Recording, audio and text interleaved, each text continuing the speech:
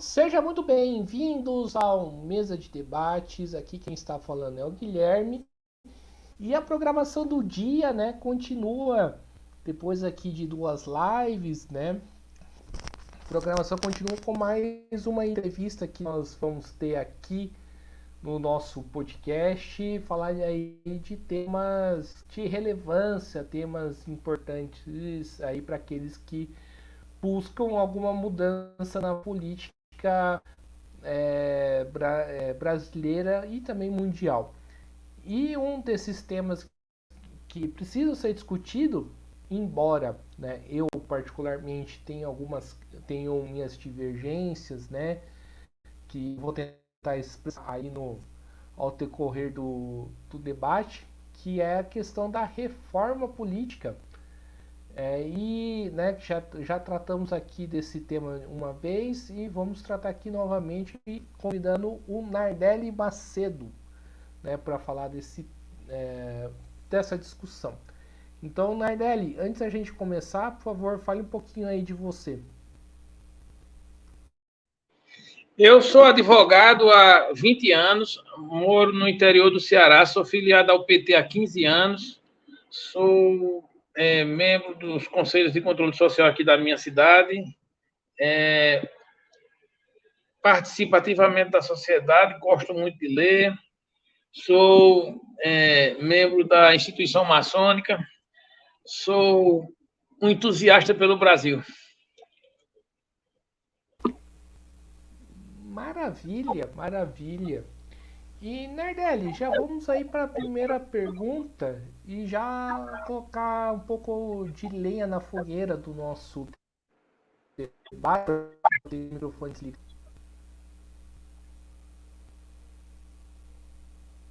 O microfone é desligado.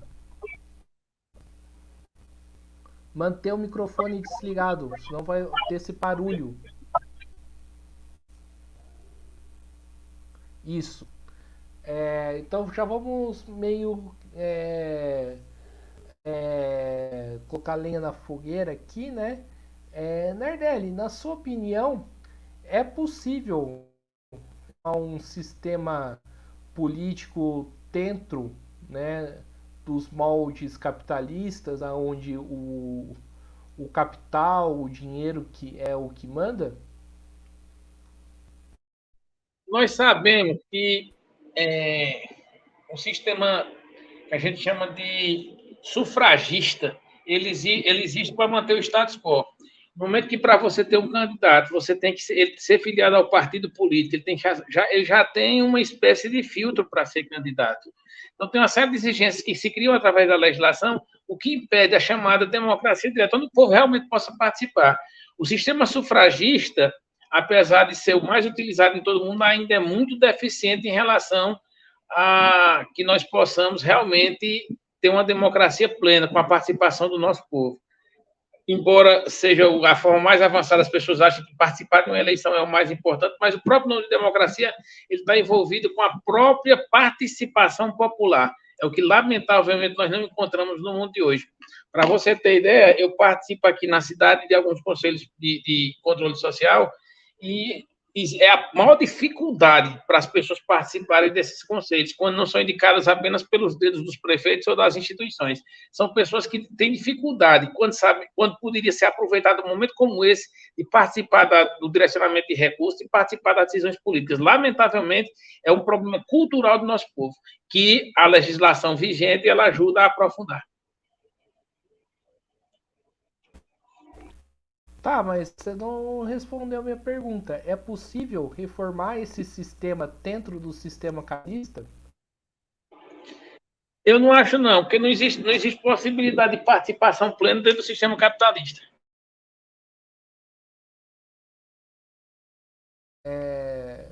Certo. E Nardelli, você coloca aqui uma questão que eu acho que seria interessante debater, que os candidatos, né, que quer ser candidatar por alguma coisa, tem que estar ligado aí a um partido político, né? Como que a gente reverte isso, então? Se você coloca isso, né, de uma maneira como se fosse uma antidemocracia dentro da nossa atual democracia? Eu acho que poderia ter espaço para que houvesse candidaturas avulsas, subscritas por uma quantidade X de eleitores que apoiassem uma determinada candidatura. Acho que não era seria necessária a vinculação ao partido político, não. E ainda mais agora que nós temos algumas amarras que o sistema eleitoral impõe, que é a chamada cláusula de barreira. Eu acho que seria fundamental que pudesse ser debatido com mais profundidade essa questão de possibilidade de candidaturas avulsas e também dos chamados mandatos coletivos. Seria interessante.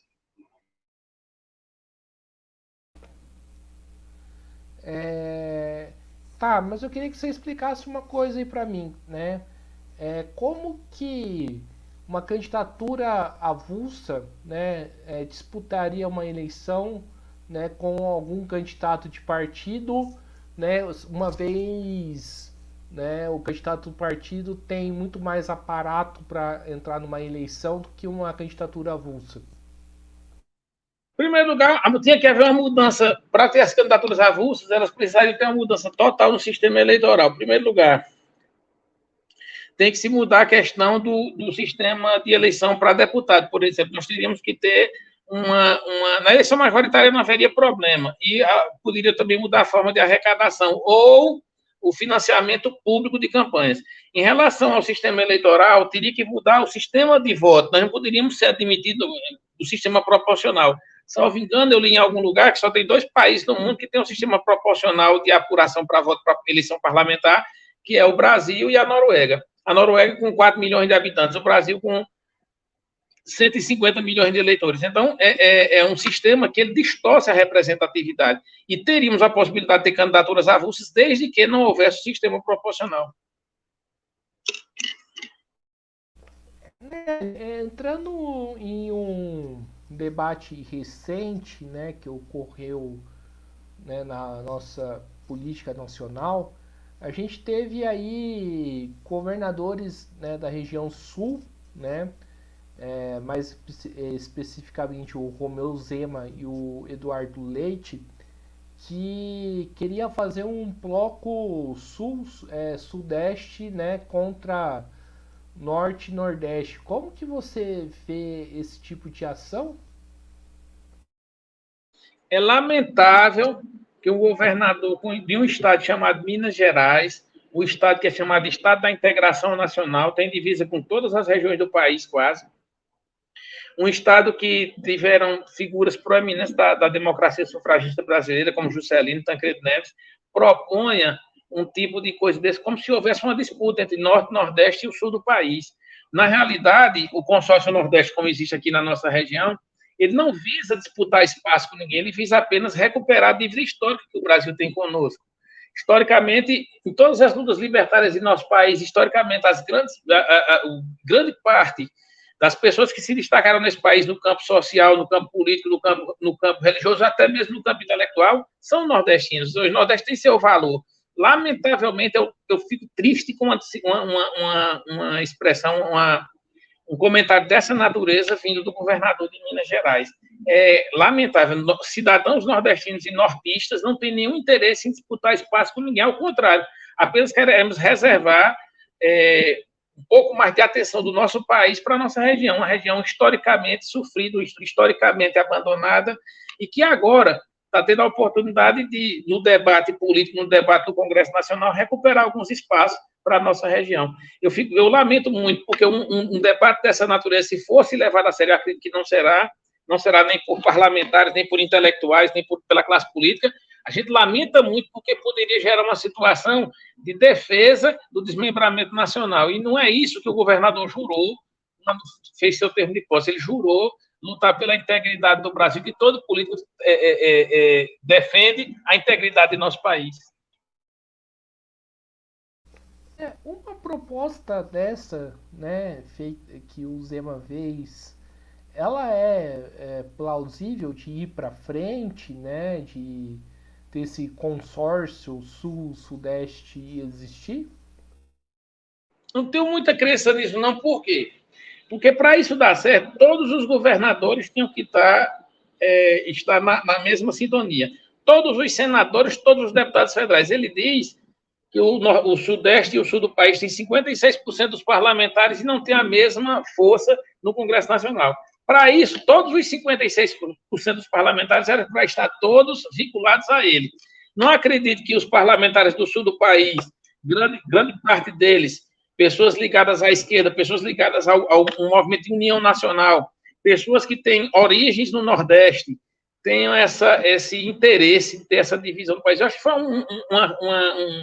um momento de infelicidade do governador e que as forças políticas do país não pensam assim. Inclusive, hoje nós vimos até uma manifestação do presidente do Senado, do próprio estado do governador, protestando, criticando esse tipo de proposta vinda do senhor Romeu Zema.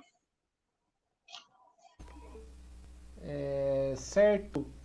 E, Nardelli, você falou aí de, né, que as pessoas elas não têm, né, como falam, não tem uma certa cultura de participação política, né? Como reverter esse quadro? Eu acho que temos que investir pesado na educação. A educação emancipadora, a educação libertadora. Nas escolas funcionar realmente a educação. O grande problema nosso é que a gente se instrui, mas não se educa. As pessoas têm que começar a ter o sentimento de pertencimento em relação ao patrimônio público, em relação às decisões nacionais. As decisões nacionais não são tomadas em Brasília para Brasília, é tomada em Brasília para o país todo.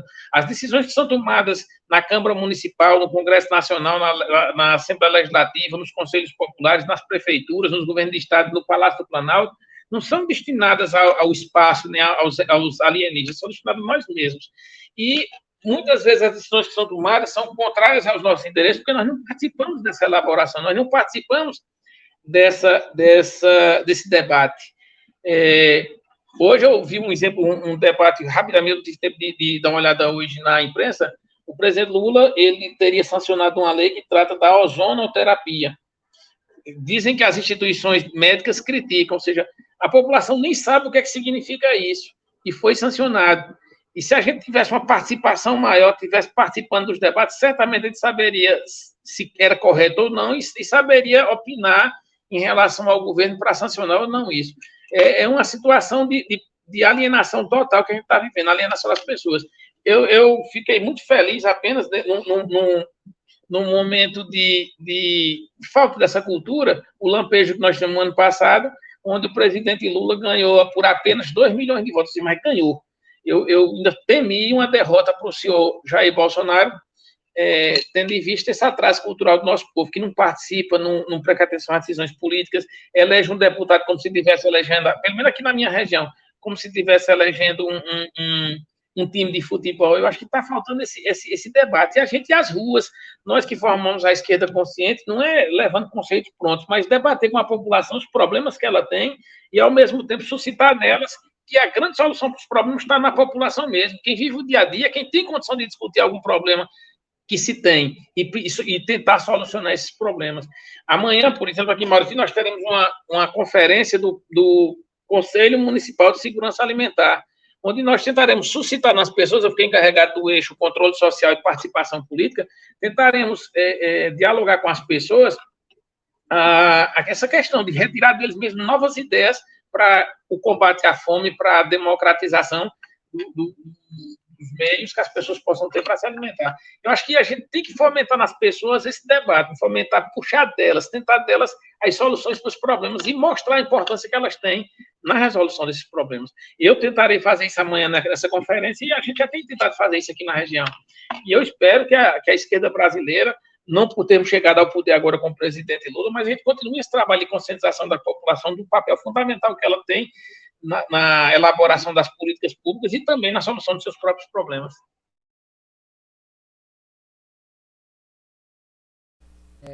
Certo, Nardelli. E essa conferência, né, que você cita, vai ser discutida o quê, né? Eu queria que você entrasse um pouco mais a fundo nela. Durante o governo do presidente Lula, nos governos do presidente Lula e da presidente Dilma Rousseff, nós tínhamos no Brasil umas diretrizes voltadas para a alimentação da população. Era chamada segurança alimentar. Nós tivemos vários programas sociais que surgiram no sentido de favorecer as pessoas o mínimo necessário para que se alimentassem. Como dizia o próprio presidente Lula, que as pessoas têm condição de fazer 3 refeições por dia. Quando o presidente Jair Bolsonaro ingressou no Palácio Planalto, ele até desativou o Conselho Nacional de Segurança Alimentar. Ou seja, esse tipo de política, esse tipo de debate ficou relegado a um segundo plano. Com a volta do presidente Lula ao poder, o Conselho Nacional de Segurança Alimentar foi reativado, e um dos itens que será debatido, o principal tema de amanhã, é o retorno do programa de segurança alimentar, o debate sobre o que é necessário ser feito para garantir às pessoas um mínimo de alimentos que sejam necessários para a sua sobrevivência e para a sua manutenção. Então, amanhã será um debate feito aqui, nós faremos com os agricultores, faremos um debate profundo com as associações, as instituições, os sindicatos, e apresentar ideias que possam trazer ao povo mauritiense segurança alimentar. Durante a pandemia, nós vimos uma crise muito forte dessa questão de alimentação, onde a gente via pessoas que tiveram que parar de trabalhar por causa da questão da pandemia propriamente dita, e a gente viu pessoas passando fome aqui em nossa terra, coisa que fazia muito tempo que não víamos. Então, é necessário que haja uma mobilização da população, democraticamente participando, e que essa população possa opinar, sugerir e dizer o que quer para trazer segurança alimentar para os seus pares. E nesse debate todo, né, os movimentos sociais, os sindicatos vão participar?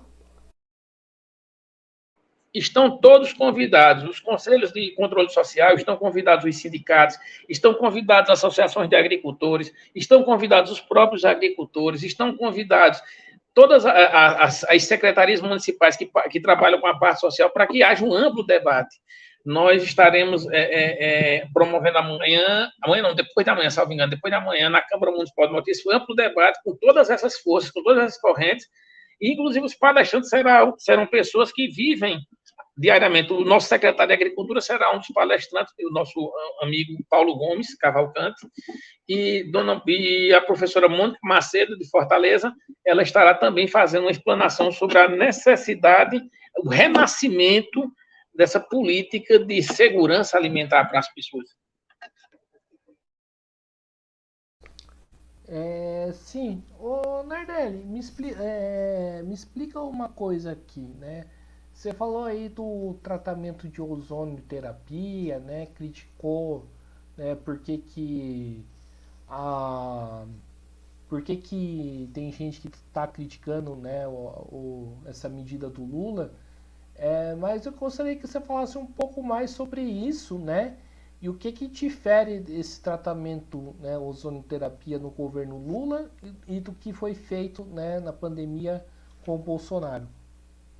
Essa é uma das propostas que dizem que vinha do governo Jair Bolsonaro, a questão da ozonoterapia. Eu não é da minha área, eu não sei me aprofundar, por isso que eu lhe disse que eu não tive tempo de me aprofundar no tema hoje em relação a esse assunto. Mas há uma crítica generalizada das instituições que são ligadas à medicina, os sindicatos, os profissionais médicos. E a imprensa também tem criticado. Dizem que é a cloroquina do governo Lula, alguns canais de imprensa estão dizendo. Eu não me aprofundei sobre o tema, não posso, honestamente, fazer um comentário sobre a ozonoterapia, até porque foge a minha área, eu sou advogado dessa área, da área de medicina. Mas a crítica que faço é que, se realmente a população participasse dos debates, estivesse antenada com o que acontecia no Congresso Nacional e com o que acontecia no contexto das casas legislativas do Brasil, certamente leis seriam mais amplamente debatidas, leis seriam aprovadas que realmente interessassem a população. Muitas vezes são aprovadas legislações que não interessam a população, e a população só sabe depois que ela está em vigor. Então, seria de fundamental importância essa participação popular para evitar que projetos de lei que não são de interesses da comunidade passem, como dizia o deputado e ex-ministro Ricardo Salles, de boiada no Congresso Nacional.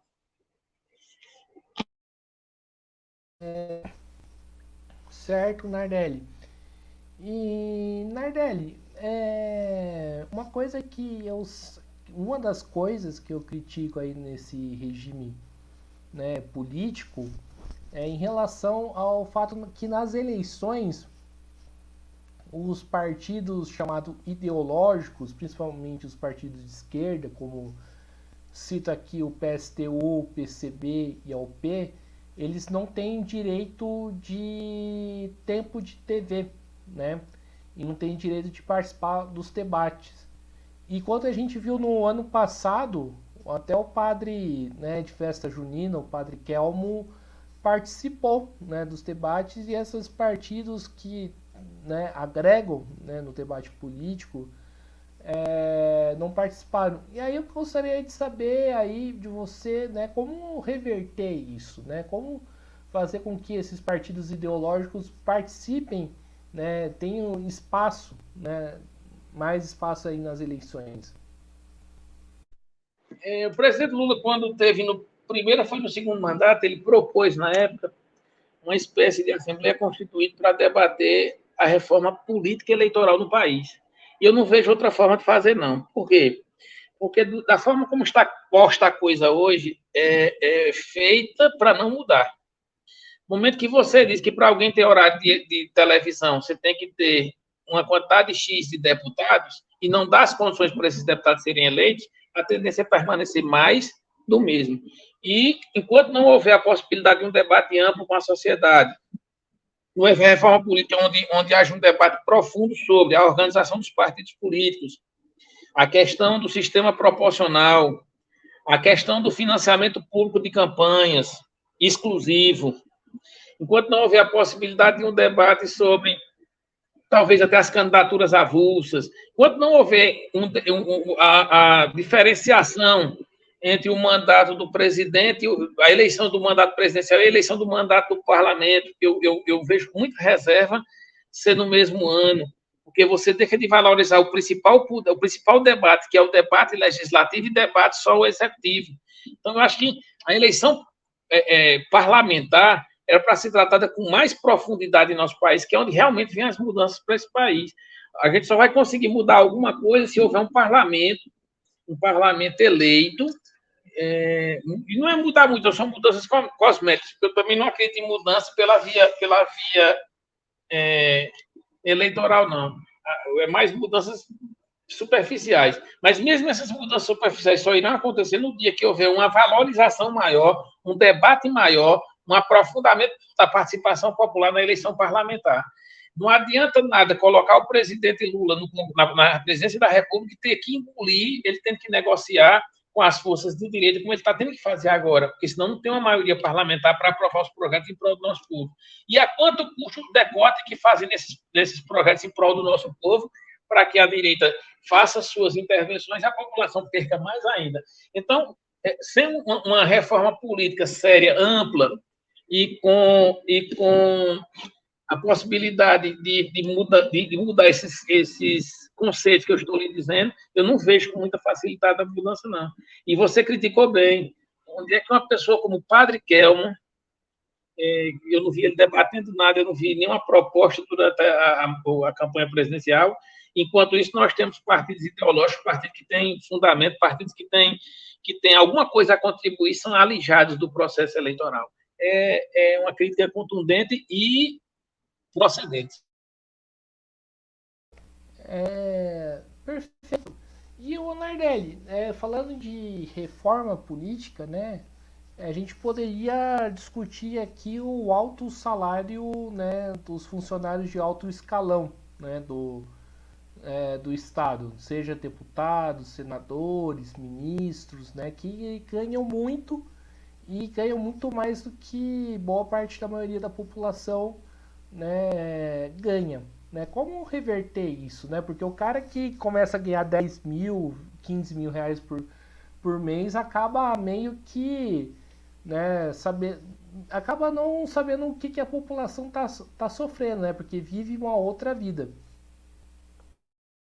Quando eu era mais jovem, do que eu sou hoje eu tenho 51 anos, mas quando eu estava ainda no ensino médio, há alguns anos atrás, eu costumava debater com meus colegas que não era para existir no Brasil o chamado salário mínimo, não. Era para existir o chamado salário máximo. Um exemplo, um deputado ganharia 20 salários mínimos, ou seja, o salário máximo dele seria 20 salários mínimos. Para ele ganhar mais, as pessoas que ganham menos tinham que ganhar um pouco mais. O grande problema de nosso país é que a gente cria o salário mínimo e não coloca um teto para quem ganha mais. Era para ser tabelado em nosso país. Um governador de estado ganha 15 salários mínimos, um deputado federal 14 salário mínimo, 10, alguma coisa. No momento que a gente limitasse o salário máximo, vinculando, ou seja, havendo uma espécie de vinculação ao salário mínimo, certamente o salário do povo melhoraria um pouco mais. O grande problema é que a gente tabela o mínimo e deixa o máximo aí por conta de quem quiser. E tem gerado essas distorções. Um ministro, acho, do Supremo Tribunal Federal ganha perto de 50 mil reais, um deputado, um juiz, um promotor, esse pessoal do judiciário ganha um absurdo de dinheiro, deputados e a alta burocracia do Estado recebendo muito mesmo, em relação à população. E isso gera uma situação que você causa uma distorção até na própria questão tributária do país. As pessoas ganham uma quantia X no contra-cheque e o desconto do imposto de renda tira grande parte dele. E, principalmente, na iniciativa privada. As pessoas que trabalham na iniciativa privada têm uma busca muito maior em seu contra-cheque do que quem trabalha no alto escalão do serviço público. É uma distorção que eu acredito que a gente poderia resolver dessa forma, estabelecendo valores máximos de salários no serviço público. Eu acho que chegaria por aí. Agora, e, claro, vinculando ao salário mínimo, porque também estabelecer um limite e o salário mínimo ficar abaixo não tem sentido para a população. Certo, Nardelli. Falar aqui um pouco de política nacional, né? E também do governo Lula, do Partido dos Trabalhadores. Uma das críticas que fazem, né, pela esquerda, né, ao PT e ao governo Lula é que o governo Lula anda se aliando com os setores da direita, né, os setores de direita, como o próprio Geraldo Alckmin. Como reverter isso, Nardelli, né? Qual que é o risco de, né, que isso traz aí para o próprio governo? A distorção que eu lhe dizendo é essa questão da distorção do sistema partidário eleitoral. Você tem ideia? Um partido que mais elegeu deputados no ano de 2022 foi o PL, elegeu 99 deputados, que não representa sequer 20% da Câmara dos Deputados. O presidente Lula, os partidos que o apoiam, a Frente Esperança, salvo engano, são 85 deputados. Se o presidente Lula decidisse hoje governar nesse sistema eleitoral que a gente tem, somente com a sua frente parlamentar, que o apoiou diretamente na campanha eleitoral, no caso, a Frente Brasil Esperança, que é PT, PCdoB e PV, o presidente Lula disporia de 85 deputados, o que não aprova nenhum requerimento. Para isso, para aprovar mais alguma coisa, ele tem que fazer alianças. E essas alianças vai gerando um número X de deputados para aprovar requerimentos, aprovar projetos de lei e aprovar emendas à Constituição. Para que quando o presidente Lula entrou, salvo engano, na época do ex-presidente que saiu agora, o Brasil tinha 20 e poucos ministérios, certo? O presidente Lula aumentou para 37. Mas, para que não houvesse orçamento secreto, o presidente Lula tinha que aumentar o número de ministérios para 37, exatamente por causa dessa distorção do nosso sistema parlamentar. Se o presidente Lula resolvesse governar com os 85 deputados dele, ele não aprovaria um requerimento sequer. Para aprovar mais alguma coisa, ele tem que fazer mais uma aliança. Vamos dizer que ele pegasse um partido com 40 deputados, chegaria a 120, aprovaria um requerimento. Mas requerimento não é suficiente para governar. E aí ele teria que começar a fazer mais alianças até chegar a um número superior a 308, que é onde pode aprovar uma emenda à Constituição. E 308, 310, 315 deputados não é uma faixa de segurança. Ele, dependendo da situação do parceiro votado, ele podia até perder margem dessa quantidade de deputados e talvez desaprovar alguma emenda constitucional. Então, essas alianças são decorrentes e obrigatórias por causa da distorção do sistema eleitoral brasileiro. Sistema que elege um presidente de esquerda e elege um Congresso conservador. Então, eu acho que está faltando a resolução desse sistema eleitoral, a revisão desse sistema eleitoral, que dificilmente ocorrerá se for feito a nível de legislação ordinária via Congresso Nacional. Eu não vejo outra oportunidade, defendo aquilo que o presidente Lula defende, que é uma reforma eleitoral via uma Constituinte específica, porque caso contrário não é. Alguns dizem que isso é golpe, pleitear um golpe, você defender uma Constituinte específica para o sistema eleitoral. Seria golpe se tivesse sido imposta. Mas se for votado e a população eleger os parlamentares, eu não vejo como ser um golpe. E aí sim a gente poderia modificar essa situação. Ou se ele não convida, se o presidente Lula não convida o ex-governador Geraldo Alckmin para o seu lado, ele não tinha a figura, a imagem que se tinha dele, apesar dos dois governos dele ter sido governos moderados, era que ele ia voltar da cadeia com uma raiva enorme, com a vontade de destruir, de atacar os adversários. O ex-governador Geraldo Alckmin, atual vice-presidente, seguiu para suavizar essa imagem para as camadas conservadoras. E a distorção do sistema eleitoral termina de completar, obrigando ele a negociar, como ele está sendo obrigado agora a negociar com o Centrão. Inclusive fez uma reunião com o PT e disse que o PT ia perder parte de seu espaço dentro do governo para assambarcar partidos ligados ao Centrão. Ou seja, é a distorção do sistema eleitoral. Se torna legítimo, porque legalmente esse é o sistema que se impõe à população brasileira. A gente fala de eleições, né, principalmente eleições no parlamento, né,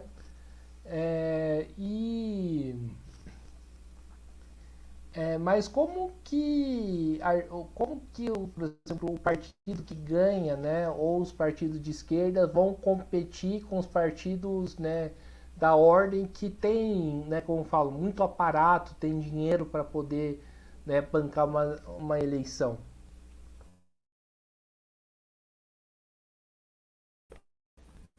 Ligar o seu microfone.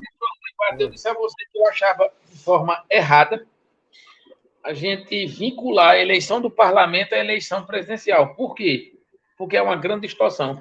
Direciona as negociações para eleger o presidente. Eu vou dar aqui um exemplo hipotético. Hipotético não, da prática. Em 2014, aqui no Ceará, na época, os irmãos Ferreira Gomes faziam parte de um partido chamado PROS. E o PT, os irmãos Ferreira Gomes indicaram o atual ministro Camilo Santana para ser candidato a governador do Ceará. E para o PT ficar na cabeça de chapa, ele teve que negociar, abrir mão de várias candidaturas viáveis no interior para que os deputados do PROS pudessem ocupar essas vagas e o PT ficar com a cabeça de chapa como se só o governo do Estado fosse o mais importante. O que aconteceu? Abertas as urnas, o PT realmente elegeu o governador, mas o PT apenas fez 2 deputados estaduais em 46 e o PROS fez 12 em 46. Então, quando se tem eleição presidencial, se negocia tudo, todos os espaços para garantir a eleição presidencial.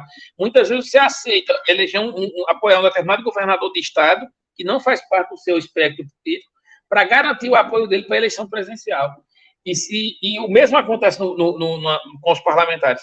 Se a gente tivesse uma eleição diferenciada no executivo e no ano seguinte ou 2 anos depois do legislativo, certamente a eleição legislativa teria mais atenção dos candidatos, não precisaria fazer certas negociações e a tendência seria o debate ficar um pouco mais ideológico e a gente conseguir dialogar com as pessoas e, quem sabe, aumentar o número de representantes de nosso espectro político no Congresso Nacional.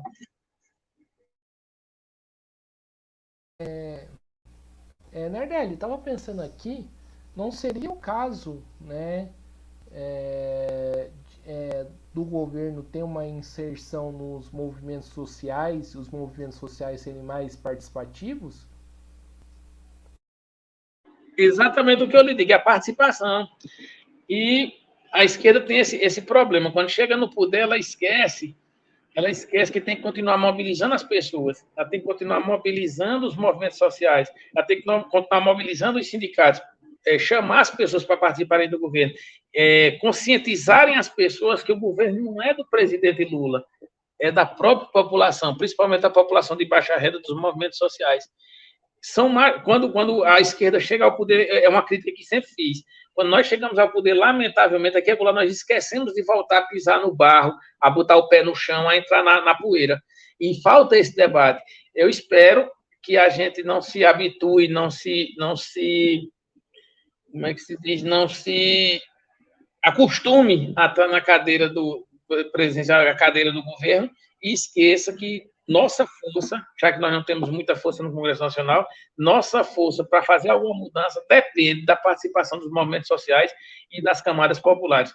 É fundamental isso que você disse, o governo democratizar, trazer os movimentos sociais para dentro, debater, ver as principais bandeiras, promover essas conferências que estão sendo feitas e, acima de tudo, as ideias da população ser colocadas em prática.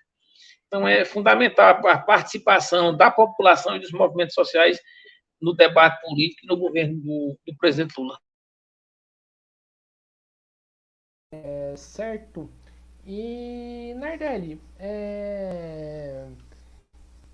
falando aqui a respeito, né, você falou das eleições, né, para presidente, que elegeu um candidato, né, considerado de esquerda, e, né, nas eleições legislativas, né, elegeu uma grande pancada aí da extrema direita. Como explica isso?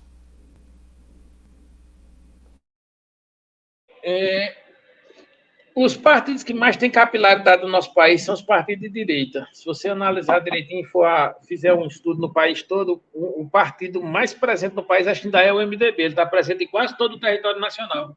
Então, as instituições que estão presentes em todo o território nacional, elas têm mais força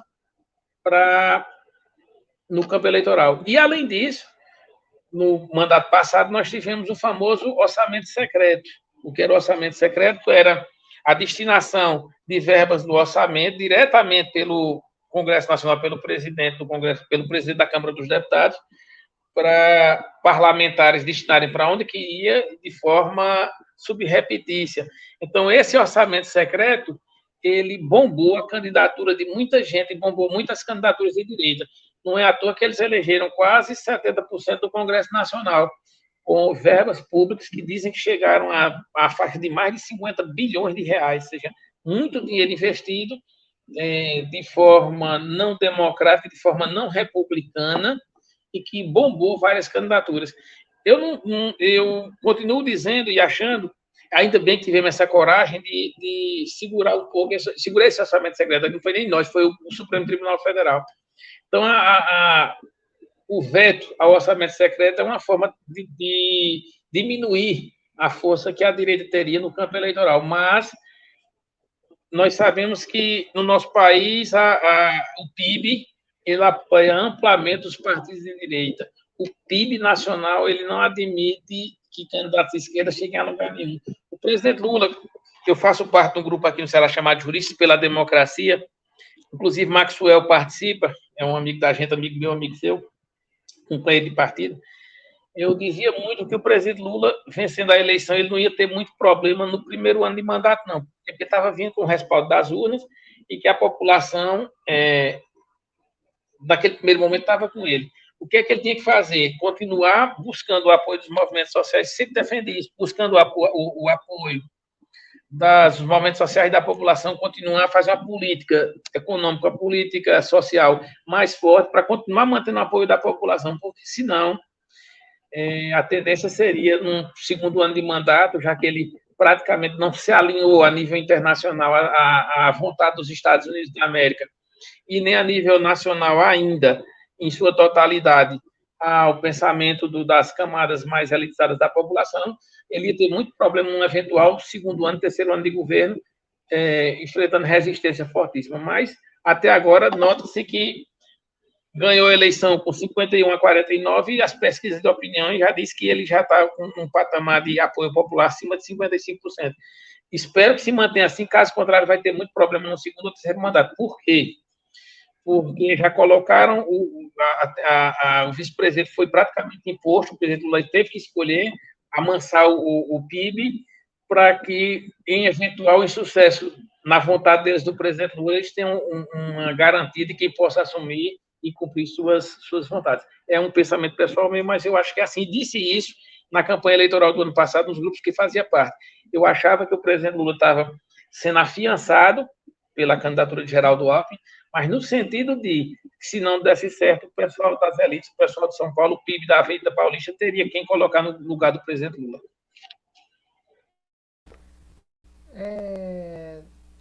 Nardelli, fala aqui um pouco, né, sobre arcabouço fiscal, né, uma medida que está sendo bastante criticada e inclusive eu acho que é uma medida equivocada do governo, né?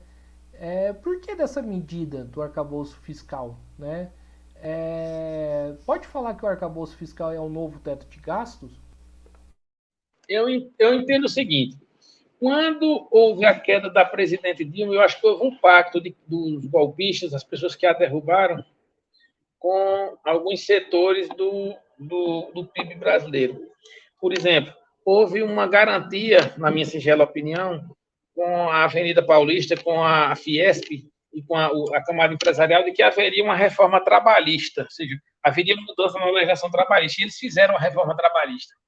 A segunda garantia era que iria ter o fim do SUS para garantir a questão dos planos de saúde.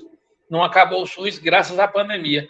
O presidente Lula foi até criticado quando disse que o coronavírus ajudou, mas não ajudou, não foi no sentido de que ele foi bom, não. Foi no sentido de não ver o fim do SUS, porque se não tem havido a pandemia, certamente nós não teríamos hoje um sistema único de saúde. Foi o segundo compromisso. O terceiro compromisso que acredito que tenha existido era a criação da chamada teto de gastos, para quê? Para garantir um mínimo de recursos para pagar a agiotagem internacional, não ter dificuldade da agiotagem internacional receber seu dinheiro de volta. Então, na hora que você diz o gasto social só pode aumentar com o aumento da inflação, e a inflação no Brasil oficial era quase zero, ou seja, nós não tínhamos aumento no gasto social. Não tendo aumento do gasto social, a tendência era aprofundar a questão da concentração de renda e migrar nossa população para uma situação de maior sofrimento. E essa foi a finalidade do teto de gasto. Nós não tivemos aumento de gasto com os gastos sociais durante os últimos 7 anos, 6 anos, 7 anos, e aí a população aumentou. Nós tivemos um acréscimo na nossa população de 10 milhões de pessoas que ficaram sem nenhum cobertor. Por quê? Porque o gasto era o mesmo, com essas 10 milhões de pessoas a mais. E o governo Lula estava sem espaço para fazer uma política de ampliação dos gastos sociais. É muito parecido com o teto de gasto, na minha singela opinião, a questão do arcabouço fiscal, mas, salvo engano, o governo teve um espaço maior para gastar um pouco com a questão social. Mas é uma imposição que se faz da agiotagem internacional, a garantia dos recursos para retornar a eles os empréstimos feitos, retornar a eles os empréstimos que são dados, que são investidos para cobrir o déficit público do governo. Então, mas, na minha singela opinião, na minha humilde opinião, essas âncoras fiscais visam apenas a garantia de que a agiotagem internacional não deixará de receber seus dividendos pelo dinheiro emprestado ao governo. Mas até quando é bom, né, ficar cedendo a essas pressões aí, né, dessa elite? Vira e mexe é o que o sistema eleitoral nos impõe. Como é que a gente vai fazer uma mudança brusca num Congresso 70% conservador? Isso é só para a gente ter uma ideia o quanto é fundamental. Hoje, a mais importante de todas as reformas é a reforma política eleitoral. Se é que a gente acha que ainda pode mudar alguma coisa com o sistema eleitoral e político brasileiro, político do sistema capitalista. Se não houver uma mudança radical nisso, nós não teremos condições nunca de eleger um Congresso plenamente ideologicamente que favoreça mais a população.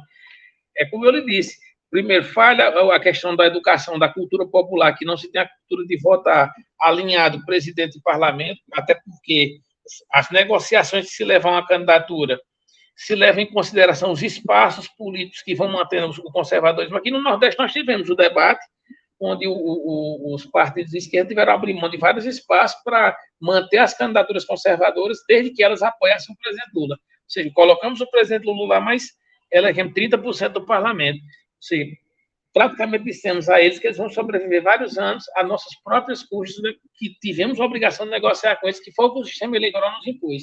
Então, não há como no sistema sufragista atual, a gente acredita em mudança profunda e mudança radical, sem com o tipo de congresso que a gente tem aí, não, com o tipo de sistema eleitoral que a gente tem aí.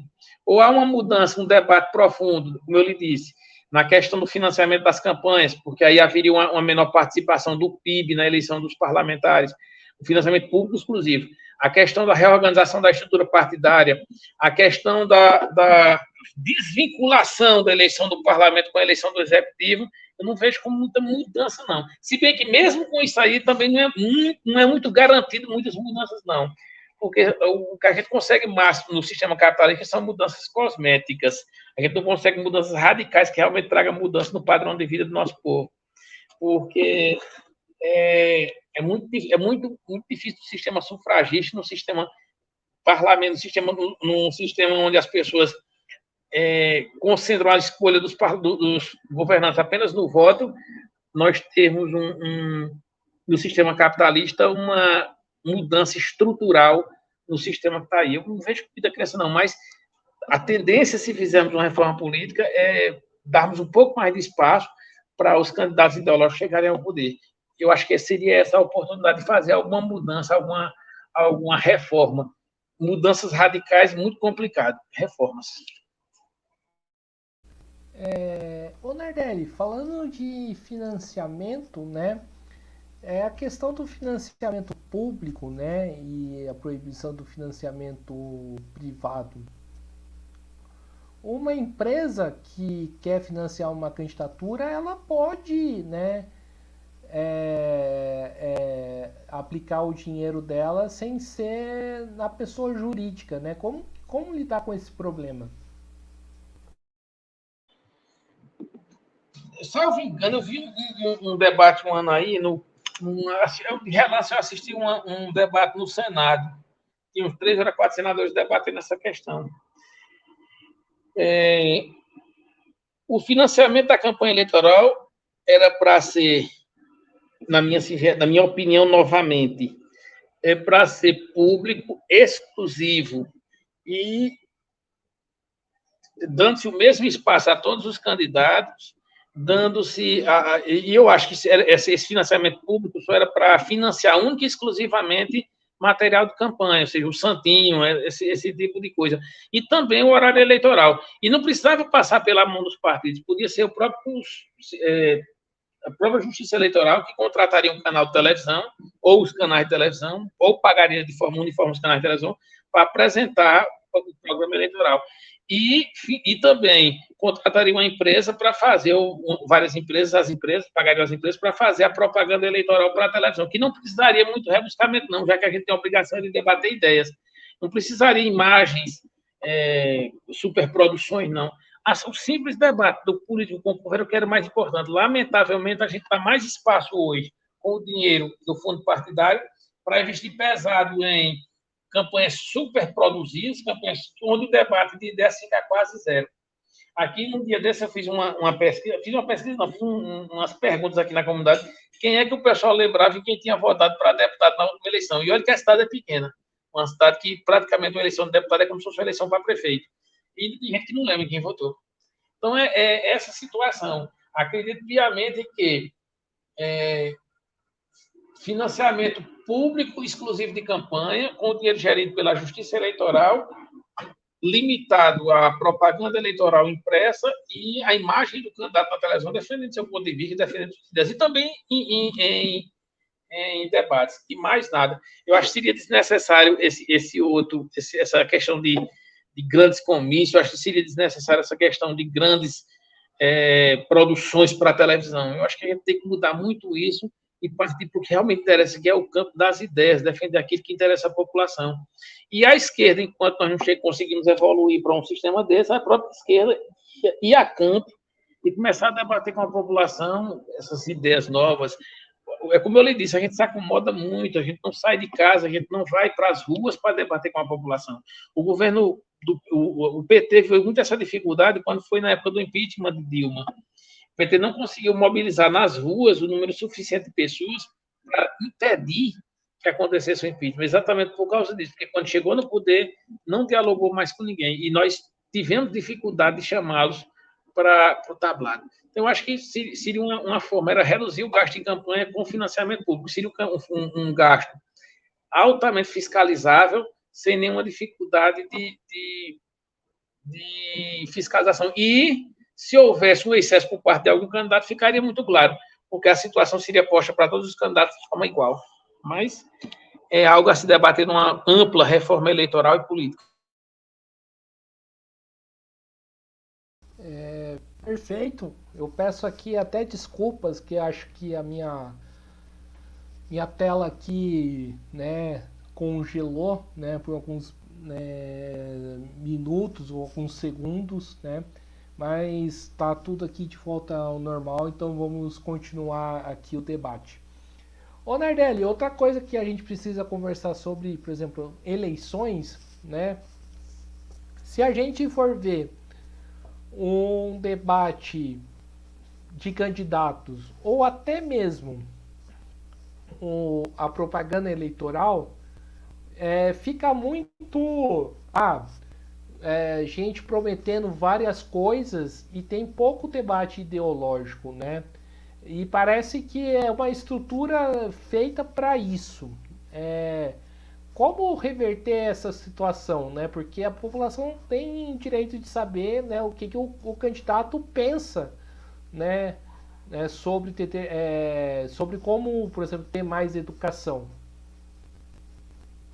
Eu estava lembrando aqui nos anos 80, 90, os anos 90, as campanhas eram feitas com candidatos em cima de um palanque, traziam um artista de renome nacional para atrair o povo, o pessoal ia por causa do artista, não era por causa das ideias.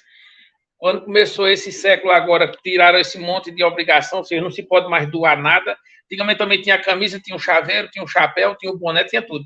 Tirou-se tudo isso, tirou-se a questão dos showmícios, ficou somente os comícios, acabando meia-noite.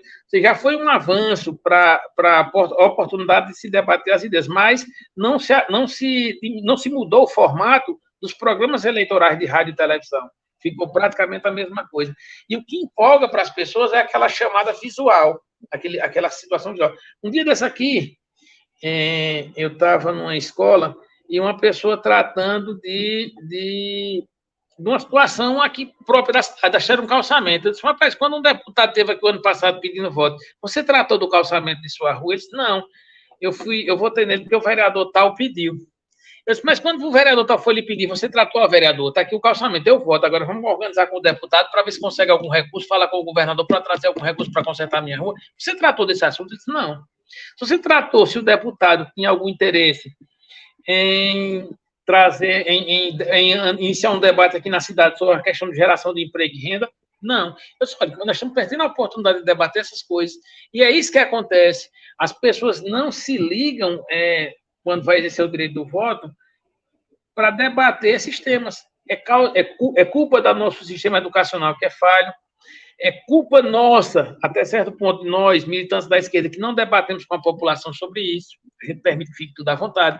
Quando chegamos no poder, não exercemos o direito de crítica sobre nossos governos, que é uma obrigação nossa. Nós não podemos eleger um presidente, um governador, um prefeito, um deputado, e ele não passar pelo crivo da crítica que nós mesmos podemos fazer e devemos fazer. E o que acontece?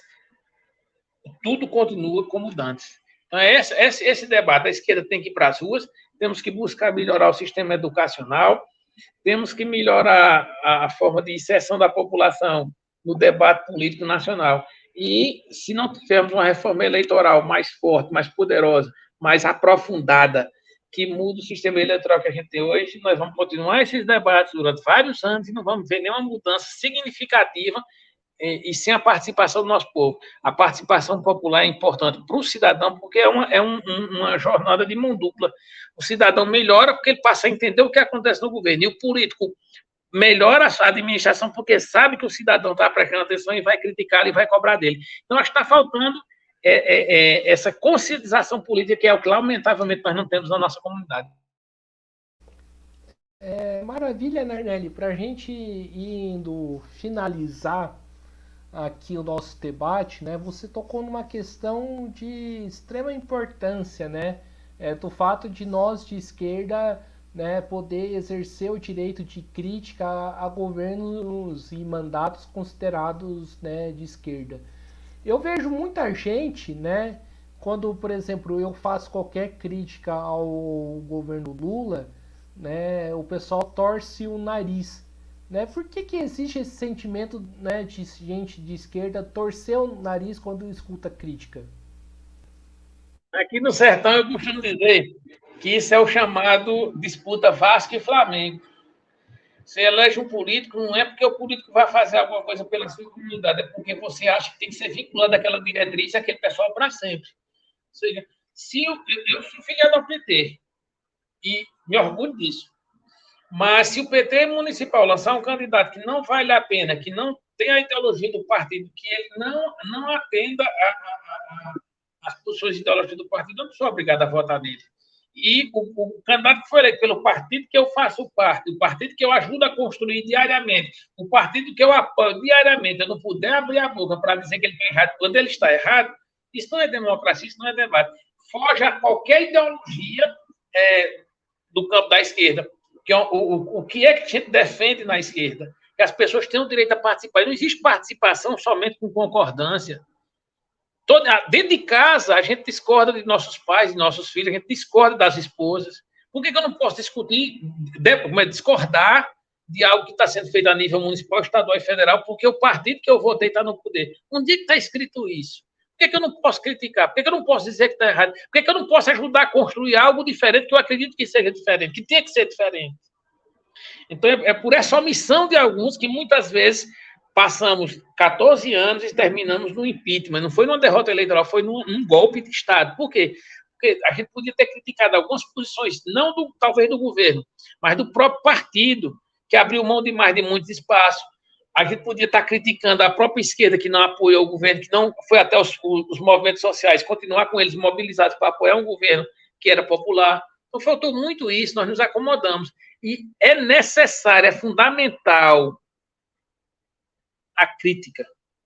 É fundamental analisar todos os atos, é fundamental concordar ou discordar de todos os atos, de forma fundamentada, de forma altaneira e de forma respeitosa. É o que eu acredito. Então é isso aí, pessoal. Estamos encerrando aqui mais uma entrevista, mais uma live. Chamar né, o nome que você queira dar, né, aqui do Mesa de Debates. Né, quero aqui agradecer ao Nardelli pelo papo. Né, acho, né, de extrema importância, né, debater essas questões. Mesmo acreditando que, né, mudança mesmo, né, para mim é através de uma revolução, né, social. Mas acho que como é um tema, né, que se discute bastante dentro do campo da esquerda, né, inclusive o próprio Maxwell me sugeriu debater isso. Então, né, o Mesa de Debates vai, né, fazer esse debate.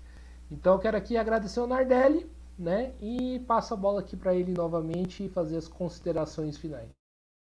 Guilherme, muito obrigado pela oportunidade de participar da mesa de debates.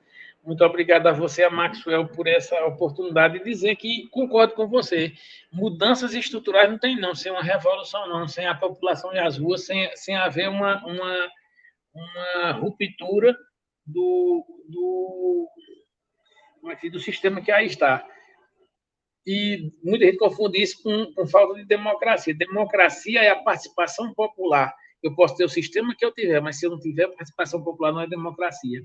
Então, mas é o sistema que a gente está vivendo, e eu acredito piamente que qualquer mudança é necessário que haja uma reforma política e eleitoral mais ampla dentro do sistema capitalista. É necessário que haja um debate nacional sobre o sistema eleitoral e partidário que queremos.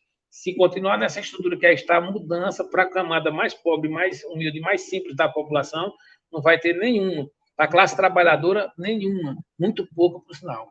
Então, eu acho que a gente tem que tocar nessa ferida e lutar, já que o sistema é esse que está aí, por essa mudança. Agradecer demais, dizer que foi um começo de noite muito bom, muito bom conversar com quem é inteligente, é bom conversar com quem com quem está preocupado com esse país, é bom conversar com quem se preocupa com esses problemas que a gente debateu aqui hoje. Muito obrigado, Guilherme. Paz e luz. Então é isso aí, né? Mais uma vez aqui agradecendo ao Nardelli, agradecendo também a você que estive nos acompanhando. Peço aqui que se inscreva no canal Podcast Mesa de Debates de Tudo Um Pouco. Acompanhe o nosso trabalho, curta, compartilhe, comente as nossas entrevistas, as nossas matérias, os nossos programas. E também segue a gente no Facebook, TikTok, Instagram. E quem puder, contribua aqui no nosso Pix 385 007 2800 CPF e também no nosso Padrim, www.padrim.com.br/podcast Mesa de Debates. Então é isso aí, pessoal. Né? Por hoje é só. Voltamos amanhã. Um forte abraço e fui!